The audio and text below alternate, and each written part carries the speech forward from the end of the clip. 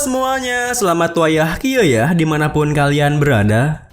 Kembali lagi bersama Mamang dan di video kali ini kita bakal lanjutin manhwa Manusia Super. Kita masuk di part 66.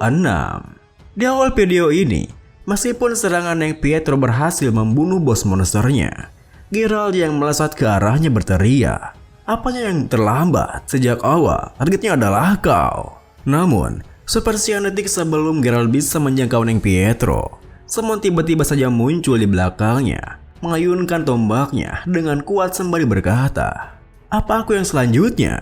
Seketika itu juga, Geralt yang tak bisa bereaksi langsung terlempar keras ke tanah dengan tombak yang menancap tepat di dadanya. Pada saat itu, muncul sebuah pertanyaan di benaknya. Di manakah letak kesalahannya? Di mana? Pertanyaan itu terus berkecamuk di pikirannya hingga tanpa ia sadari ada sesuatu yang lain yang merasuki dirinya. Bersamaan dengan itu, Simon yang merasa telah mengalahkan Geralt bertanya pada Neng Pietro, "Hei, kau baik-baik saja kan? Tak ada benjolan di kepalamu kan?" Namun, belum sempat Neng Pietro menjawabnya, Simon dibuat dikejutkan dengan sesuatu yang melesat ke arahnya. Untungnya, tubuhnya refleks menghindarnya dengan cepat. Meski begitu, Simon dibuat kebingungan ketika melihat sesuatu yang menyerangnya itu, yang mana ternyata adalah tombak kapak milik Geralt. Ditambah lagi, tiba-tiba saja perasaannya merasakan sesuatu yang tidak menyenangkan, yang buatnya segera berbalik ke arah Geralt terjatuh. Namun, betapa terkejutnya Simonyop ketika melihat Geralt yang berubah menjadi monster raksasa, yang meneriakkan namanya dengan penuh amarah. "Simonyop!" Saat sebelumnya, pada saat kepala Geralt dipenuhi dengan pertanyaan, di manakah letak kesalahannya? Tiba-tiba saja kesadarannya menjadi sebuah titik, kata yang hampir tidak sanggup ia ucapkan. Ketika ia terjatuh ke dalam kampan yang tak terbatas itu, adalah lari. Kini, bersamaan dengan tubuhnya yang telah bertransformasi sepenuhnya menjadi monster, kata lari terus saja terdengar darinya. Meski begitu, sistem mengeluarkan peringatan baru jika bos telah dibangkitkan, yang membuat Simon menggerutu karena Geralt bangkit lagi setelah terkena parasit. Di tengah kegentingan itu, Neng Pietro mengatakan, "Monster-monster yang ada di Forsaken World telah berevolusi selama ribuan tahun. Aku juga tidak tahu tentang mereka seutuhnya." Dengan kata lain, dia sepenuhnya berbeda dari monster-monster yang kita ketahui. Sayangnya, tepaslah Neng Pietro mengatakan itu, tiba-tiba saja bos Geralt menjulurkan lidahnya dan menangkap Pak Yomin di belakang mereka dengan cepat. Tentu saja, hal itu membuat mereka terkejut. Namun, belum sempat mereka bisa bereaksi, bos Geralt telah lebih dulu menelan Park Yong-min bersamaan dengan sistem yang memberikan peringatan baru. Jika bosnya gagal diburu, maka kedua tim sama-sama akan kalah, yang artinya kedua tim akan didiskualifikasi di kejuaraan dunia. Mendengar pemberitahuan itu, Neng Pietro mengatakan, "Mon, aku masih belum yakin, tapi jika itu memang parasit, maka kelemahannya pasti akan sama. Beri aku waktu untuk mengumpulkan aura lagi." Simon pun mengangguk mengiyakannya. Namun baru saja mereka akan bergerak, para player New York Bears muncul menghalangi mereka. Di mana salah satunya mengatakan, "Meskipun dia sudah berubah menjadi monster, Geralt Walker tetaplah anggota kami. Kalian harus melawan kami terlebih dahulu. Geralt Walker pasti akan menghabis kalian semua." Tentu saja, tindakan mereka membuat Simon mengumpat kesal. "Dasar bajingan-bajingan tolil." Namun, belum sempat Simon melakukan sesuatu, bos Geralt telah melayangkan serangannya. Meskipun Simon, Neng Pietro dan juga satu rekannya masih bisa melompat menghindarinya, dua player New York Bears yang tak sempat bereaksi langsung terbunuh di sana. Ditambah lagi, serangan bos Geralt tak berhenti sampai di sana, di mana ia langsung menargetkan rekannya yang masih berada di udara. Tentunya, serangan lanjutan itu membuatnya terpenyet panik. Untungnya, semua dia mengaktifkan Among Amplify Strength-nya bisa langsung menghalau serangannya. Semua dia berteriak, "Woi, Tolia! Sudah jelas dia tidak akan bisa membedakan mana lawan ataupun kawan. Kau pikir kau bisa memanfaatkannya, ha? Dalam kondisi seperti itu, kau pikir kau akan bisa meninggalkan satu timmu, ha? Kalau kalian juga sampai dibantai oleh dia, maka semuanya akan berakhir. Orang bodoh mana yang membelakangi monster selama pertarungan? Apa kau tidak punya otak? Kepalamu itu isinya cuma otot saja, kah?" Mendengar teriakannya, player tersebut yang merasa aneh bertanya, "Kenapa kau menolongku?" Bersama dengan para player yang tersisa dari kedua tim yang tidak berada di sekitarnya, Summon mengatakan, yang benar saja, aku jadi kesal setengah mati karena harus menjelaskan semuanya satu persatu. Beers dan YSM, ayo kita berkumpul bersama. Kita lanjutkan nanti pertarungan kita. Ayo kita kalahkan dia dulu. Mendengar hal itu, Namgung Jihon di dekatnya bertanya, pemilik klub, ada sesuatu yang ingin selalu aku tanyakan dalam situasi seperti ini. Aku tidak bisa menahannya. Summon yang merasa aneh dengannya membalas, tak bisa menahannya apanya blok? Ini adalah aliansi sementara. Tentu saja, melihat kedua klub yang kini bertarung bersama, membuat para penonton dan juga casternya merasa aneh. Wah, apa yang terjadi di sini? Dalam situasi di mana Boss Monster dan Geralt Walker menyatu menjadi Boss Monster raksasa, perburuan bersama kedua tim pun dimulai. Kemudian, saat mereka semua bergerak bersama dengan arahan Summon, Boss Geralt melancarkan serangan hingga jumlah korbannya semakin bertambah. Meski begitu, Summon terus bergerak maju sembari berteriak, awas, jangan sampai terkena serangannya. Menghindarlah sebisa mungkin. Kita harus bertahan sampai Pietro bisa memulihkan aura. Mendengar teriakannya, Summon pun membagi mereka menjadi beberapa regu. Regu pertama adalah regu serangan jarak jauh yang beranggotakan para player rank dealer yang bertugas untuk menarik perhatian bos monsternya sebanyak mungkin dengan pengganggunya. Regu kedua adalah regu pertahanan yang beranggotakan para tank yang bertugas untuk melindungi rank dealer ketika mereka merebut agronya.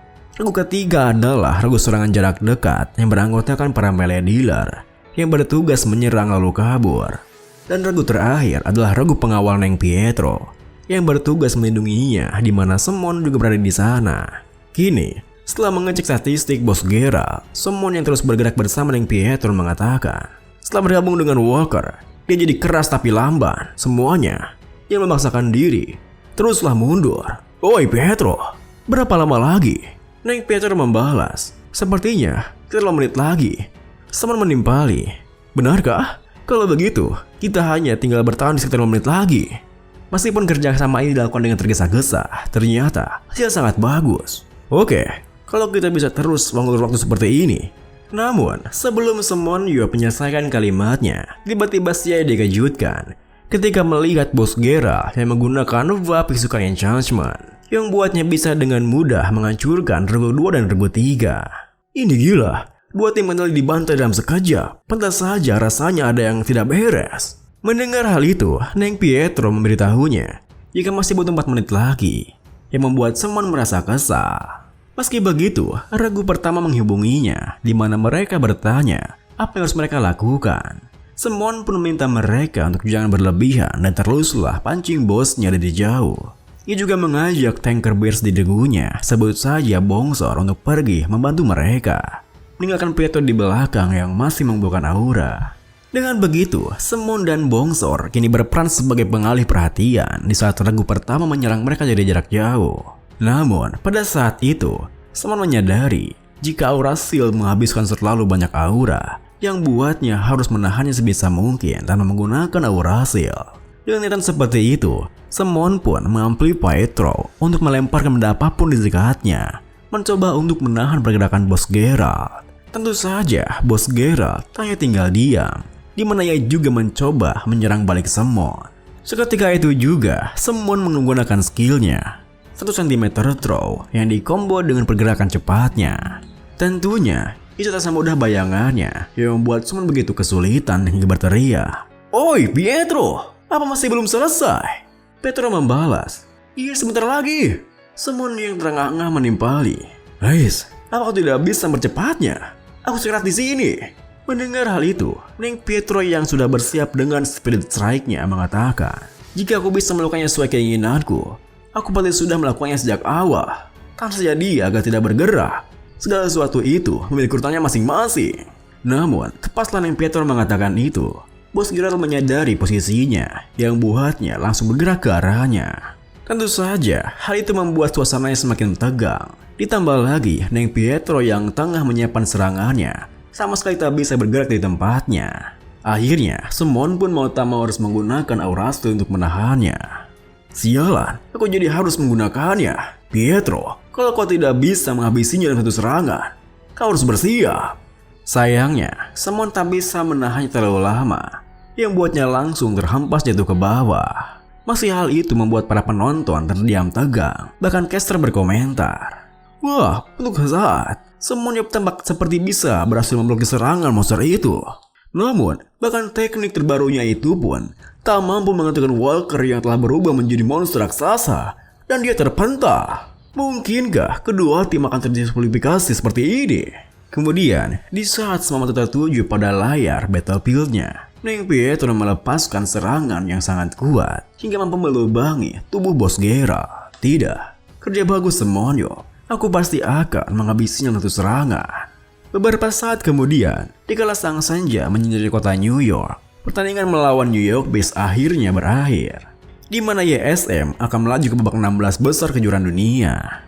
Namun, bukan hanya para playernya saja yang bergembira, orang-orang juga dipenuhi dengan kegembiraan ketika tim Korea melaju ke babak 16 besar kejuaraan dunia untuk pertama kalinya. Selain mendapat pujian dari para player yang telah populer, momen ini juga menjadi kesempatan bagi para player yang tidak populer untuk membuat namanya dikenal pada dunia. Secara individu, mereka mungkin tidak begitu kuat, tetapi mereka mampu membantu kedua superstars tersebut dan berhasil menjalankan peran yang diberikan kepada mereka. Momen tersebut membuat mereka menjadi semakin dekat dengan jajaran tim-tim kuat. Pada saat yang sama, terdapat pula suara-suara yang dipenuhi kekhawatiran dan beberapa opini negatif publik. Namun, kegembiraan karena bisa melaju ke babak 16 besar, momen itu semua dapat berakhir dengan cepat.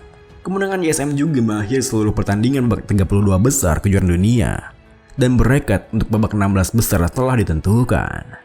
Sayangnya, klub yang berasal dari Indonesia, Jakarta Stone, tak mampu menundukkan klub asal negara Spaghetti, Italia, Ron Rockers, hingga perjalanannya terhenti di babak 32 besar itu. Kini, setelah pertandingannya berakhir, Simon pun diminta wawancara oleh beberapa reporter. Namun, alih-alih melakukannya sendiri, Simon malah menyuruh Choi Sung-go untuk melakukannya karena ia punya urusan yang tak bisa ditinggal, di mana sang ratu telah menunggunya di sebuah ruangan. Namun, di saat Simon tengah menuju ke ruangan di mana sang ratu berada, ia sempat berpapasan dengan tim medis yang tengah membawa Geralt karena kondisinya yang tidak normal. Meski sempat terdiam sebentar, merhatikan kondisi Geralt yang terus bergumam lari, Simon pun melanjutkan jalannya dan tiba di ruangan sang ratu berada. Ayo kita bicara sebentar, Ratu. Kita beralih pada Choi Sung-go yang tampak begitu gugup ketika para reporter memberinya berpertanyaan. Player Choi Sung-go, Anda telah memberikan penampilan yang luar biasa dengan menunjukkan superpower ke tempatmu pada pertandingan barusan. Saya ingin bertanya mengenai superpower baru yang belum pernah diperlihatkan sebelumnya itu. Choi Sung-go membalas, itu, hahaha.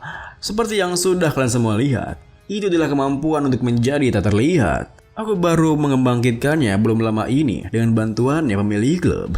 Tentu saja, jawabannya membuat beberapa rekannya bergidik ngeri. Memangnya menggunakan superpower dengan menjadi sembunyi sampai sekarat itu bisa disebut dengan bantuan.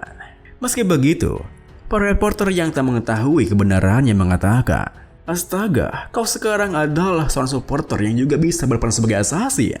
Kau benar-benar luar biasa. Mendengar pujian itu, Choi Sung-go pun hanya bisa tertawa canggung karena sebelumnya Simon telah menyuruhnya untuk jangan pernah mengatakan jika ia tak bisa bergerak ketika menggunakan Invincible. Yang bilang itu supaya tidak ada yang tahu kecuali Simon sendiri. Dengan begitu, Choi Sung-go pun terus menutup mulutnya hingga wawancaranya berakhir. Kita beralih pada Simon yang tengah berbincang dengan sang ratu, di mana saat itu sang ratu yang merasa cemas mengatakan, "Semonyo, apakah aku sudah terlena dengan dunia virtual? Aku tidak menyangka kalau monster parasit dari dunia virtual akan memberikan dampak kepada Walker di dunia nyata sampai seperti ini. Kamu telah mengambil langkah-langkah untuk memastikan bahwa dia menerima perawatan yang terbaik. Tapi, aku tidak bisa menjamin dia akan pulih sepenuhnya. Namun, kita saat ini berada dalam situasi di mana gerbang itu bisa terbuka kapan saja. Aku tidak punya pilihan selain memberinya pengalaman yang berarti. Kau mungkin tidak mempercayaiku karena aku merupakan seorang underworlder. Tapi, aku telah menyimpulkan bahwa kelemahan monster tersebut dan memunculkannya itu tidak akan berguna." Penyanyi pun diakhiri dengan Simon tersenyum membalas, "Tidak, kerja bagus. Aku sengaja datang ke sini karena aku khawatir orang-orang akan berpikir seperti itu. Mulai sekarang, tunjukkan apa adanya semua monster di Forsaken World yang pernah dilihat oleh High Priest baru untuk meninggalkan kesan yang kuat pada orang-orang." pada akhirnya kami pasti bisa mengatasinya. Seperti itulah superhuman. Jadi, apakah sudah menemukan sesuatu mengenai The Purge?